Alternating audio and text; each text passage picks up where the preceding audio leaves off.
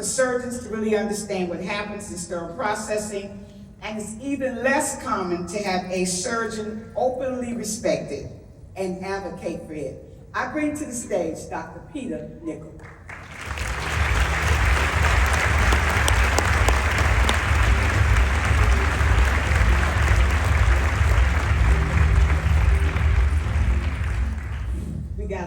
He wants me to call him Peter, but Dr. No, Nickel is on the stage. We'll get to that in a minute. More questions. Dr. Nickel, you spent your career in the OR, in research, and in patient care. You've taken time to learn what happens on the other side of the red line. You know it's not just the red line. You've taken time. From the perspective of a physician, how does your clinical experience shape how you interpret what happened in this case? This is a complete failure on the part of one person not doing patient-centered care. There are systems issues, obviously. We'll get to that in a little bit too, but you have a fragile system and you have one individual who pushes it to its absolute limit and breaks it. And underlying that is a hierarchy. And this is pronounced in most healthcare systems, but particularly so in an ASC where the surgeons own and employ everybody. So there's definitely potential for bullying, and I'm actually impressed that the staff insisted that he sign off on this, because that may not have happened, and that, as Jason pointed out, was critical to the case. But he proceeded and had multiple opportunities to make a different decision to avoid a completely catastrophic and avoidable outcome. As a clinician, how do real-world pressures in the operating room and the SPD environment change the way risk presents itself? So I study this. It's called human factors analysis. And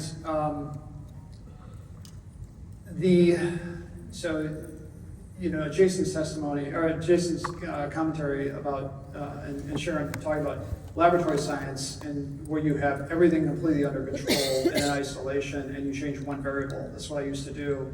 Real world science is you try to take two comparable environments and change one thing, but there's a number of things that you can't control. And SPD, probably the closest representation that we know of, would be high-end manufacturing.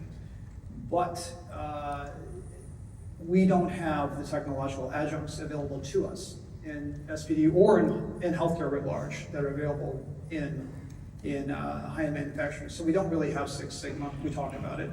We don't have just-in-time. We don't have automation with a human touch, and most importantly, we don't really have a culture like you would on the floor of the Toyota manufacturing facilities, stop the line, where anybody can stop the line. And so this is all held together because of lack of technology by humans. And humans are fallible, like we make errors. And so in high-end manufacturing, some of the tasks, like a simple routine task would have an error rate of 1 in 200 to about 1 in 1,000.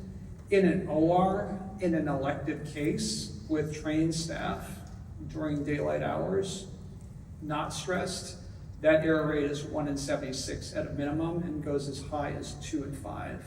So I can only imagine what's like in most SPDs, and I'm talking about studying this in an OR where it's a children's hospital and everybody's happy. Okay, we're not talking about a trauma center. So when you have throughput in a very complex environment with humans doing this and you stress them, the rates of error start going up. How do operational demands interact with infection prevention science in ways not captured by sterilization parameters? Yeah, I love that question. So sterilization parameters, of course, are generated in a laboratory, right? But the operational components that are happening in the real world, there's a multitude of tasks. There's at least 104 steps, at least in reprocessing the standard surgical instrument. Every single one of those tasks has a potential error rate. And we're in an environment now where in the next 20 years, there's a demographic bomb going off. And how this is the rubber's gonna hit the road here is that the baby boomers are aging out. They're all switching over. The last one will turn 66 in 2030. They're all switching over to Medicare Plus. The reimbursements by their insurance company is going to go down.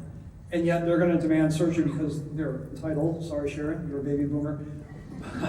but they're going to demand